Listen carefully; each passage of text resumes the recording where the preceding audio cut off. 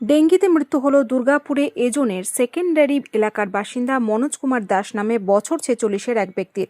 স্বাস্থ্য দপ্তর সূত্রে জানা গেছে, দোল উৎসবের সময় থেকেই তিনি জ্বরে ভুগছিলেন। প্রথম দিকে সাধারণ জ্বর বলে মনে হলেও ধীরে ধীরে তার শারীরিক অবস্থার অবনতি হতে থাকে। জ্বরের সঙ্গে মুখ ও নাক দিয়ে রক্তক্ষরণ শুরু হলে তাকে 13ই মার্চ দুর্গাপুর মহকুমা হাসপাতালে ভর্তি করা হয়। সেখানে 15ই মার্চ তিনি মারা যান। তিনি পানাগড়ের একটি বেসরকারি ক্লিনিকে কর্মরত ছিলেন। এই ঘটনায় এলাকায় আতঙ্ক ছড়িয়েছে। খবর পেয়ে রাজ্য নগর উন্নয়ন দপ্তরের আধিকারিকেরা মৃতের বাড়িতে গিয়ে পরিবারের সঙ্গে কথা বলেন। পাশাপাশি স্বাস্থ্য দপ্তরের দল ঘটনাস্থলে পৌঁছে পরিস্থিতি খতিয়ে দেখে প্রয়োজনীয় ব্যবস্থা নেওয়ার আশ্বাস দেয়।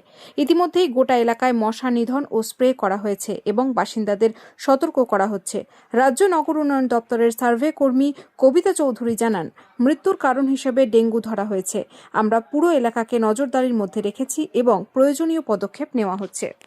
তারপরে হঠাৎ করে শরীর অনেক খারাপ হয়ে গেল, নিয়ে গিয়ে আবার বিধাননগরে ভর্তি করা হলো। বিধাননগরে ভর্তি হয়েছে, ওখানে টেস্ট করা হলো।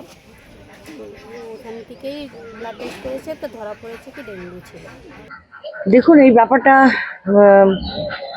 খুবই দুঃখজনক আমাদের কাছে। কিন্তু যদি বলেন যে ডেঙ্গিতে মারা গেছে, কারণ নেগলিজেন্সির জন্য নয়, ওনার নিজের নেগলিজেন্সির জন্য।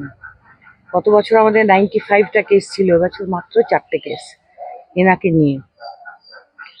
যতদূর জানি ইনি পানাগড়ে একটা ওষুধের দোকানে কাজ করতেন। জ্বরটা প্রায় 25 থেকে 26 দিন জ্বর ছিল। নেগলেক্ট করেছেন। আপনারা দেখলেন, এই মাত্র বাড়িতেও কথা বললাম, মা বোন তারা অনেক রিকোয়েস্ট করেছেন যে ভর্তি হয়ে যাও।